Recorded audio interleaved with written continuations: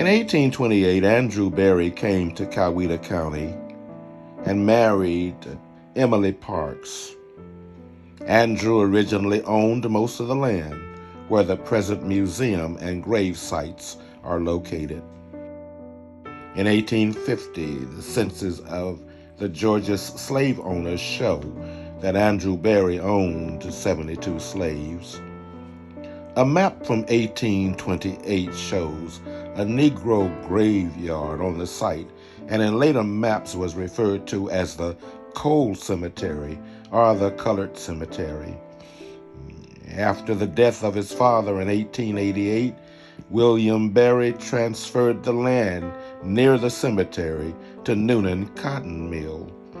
One of the provisions of the deed was to preserve the right of access of colored people to and for their cemetery. In 1962, the land was acquired by the city of Noonan. There are no known records to indicate what happened between 1888 and 1962, but personal record histories indicate that this area continued to be used as a cemetery for African Americans. A local resident, Bobby Olmsted, grew up on Mary Street, adjacent to Farmer Street. As a child, the plot of land near the house on Farmer Street was revered as an unwritten rule placed it off limits for play. It had for years been known as a slave cemetery. The land held no markers. No one kept the property, but still the history of it being a burial ground for African Americans lingered. Early in 1999, Mr. Olmsted observed a city of Noonan crew preparing to make walking paths through the property. He told them that they couldn't do that because the site was a graveyard.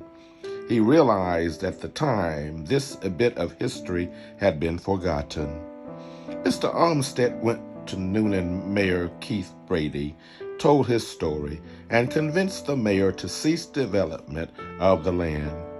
In the spring of 1999, the city of Noonan hired an archaeologist, Steve Webb, to do a historical land survey.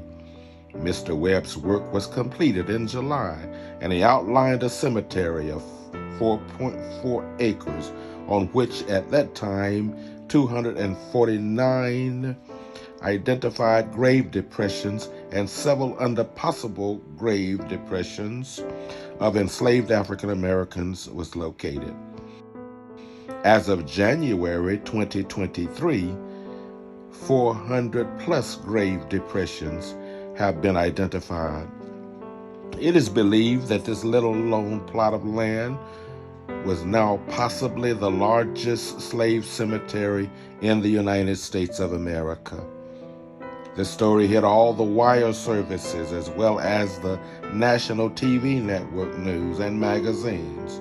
Although without further investigation, it is impossible to tell who was buried on this land. The evidence in Mr. Webb's survey, as well as local legend and deeds, lends credence to the possibility of it being a slave cemetery. At the very least, it is almost certainly an African American cemetery.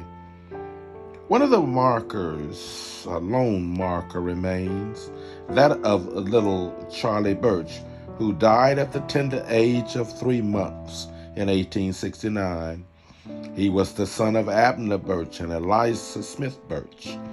In the census of 1870, Abner was listed as a cook and Eliza as a housekeeper. In 1887, Abner established a restaurant on East Broad Street. Abner and Eliza owned a large piece of property between Savannah and Birch Street in the chalk-level community of Noonan. The house faced Birch Street, and at one time there was a road from Birch Street leading to the cemetery. In 2002, the Coweta County African American Heritage Museum and Research Center was established through a heritage grant supported by the community, neighborhood, and local businesses. The museum is housed in a restored shotgun-style house and is adjacent to Farmer Street Cemetery, which is believed to be the largest slave cemetery in the South. The museum was opened in 2003 by the founder and director, Cynthia Rosser. It is the first and only Black historic museum in Coweta County. It is a depository for Coweta's African American artifacts and records. It also serves as a genealogy workroom for African American research and ancestry searches. The African American Alliance is responsible for the operation of the African American Museum and Research Center. The African American Cemetery.